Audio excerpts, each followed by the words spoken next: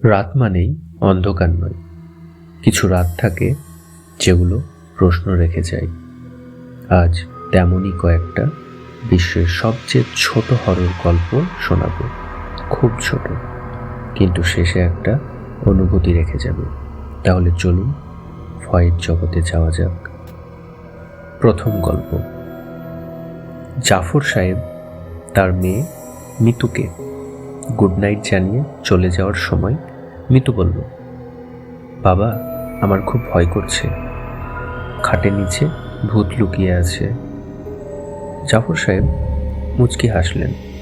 মেয়ের ভয় ভাঙানোর জন্য খাটের নিচে তাকিয়ে দেখলেন অবিকল তার মেয়ের মতো একটি মেয়ে বসে আছে। নিচ থেকে মেয়েটি বলল, বাবা, খাটের উপরে কে যেন শুয়ে আছে। গল্প নম্বর 2। আমার বিড়ালটা সবসময় আমার দিকে এক নজরে অদ্ভুতভাবে তাকিয়ে থাকত। একদিন আমি ভালো করে লক্ষ্য করলাম, আসলে সে আমার দিকে নয়, আমার মাথার ঠিক পিছনে কারোর দিকে তাকিয়ে থাকে। গল্প নম্বর 3। আমি আমার খাটের নিচে একটি লাশ পেলাম। ব্যাপারটা অদ্ভুত, কারণ আমি 2টো লাশ লুকিয়ে রেখেছিলাম। গল্প নম্বর 4। আজ ঘুম থেকে উঠে ফোন হাতে নিয়ে দেখলাম আমার ফোনের গ্যালারিতে ঘুমন্ত আমির একটা ছবি আছে, অথচ আমি একা থাকি।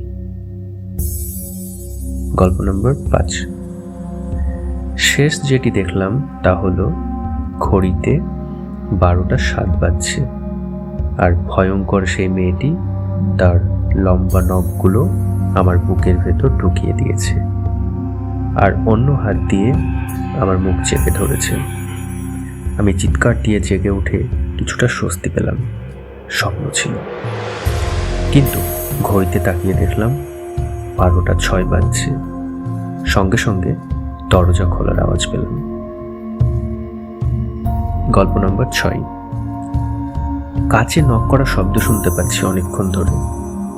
জানালাগুলো ভালো করে চেক করে দেখলাম, ভালো করে শুনতে গিয়ে বুঝলাম আওয়াজটা ড্রেসিং টেবিলের আয়না থেকে আসছে।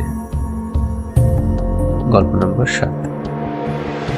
তুলির মা ছাদ থেকে ডাক দিলেন, কাপড়গুলো নিয়ে যা, বৃষ্টি আসছে। তুলি ছাদের দিকে যেতেই তার মা খপ করে হাত ধরে ফেললেন।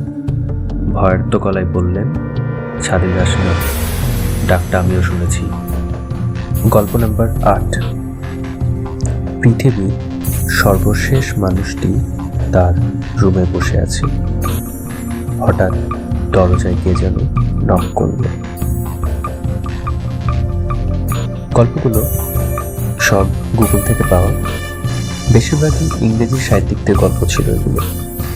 তো আপনাদের কোনটা সবচেয়ে বেশি ভালো লেগেছে সেটা অবশ্যই কমেন্ট করে জানাবেন।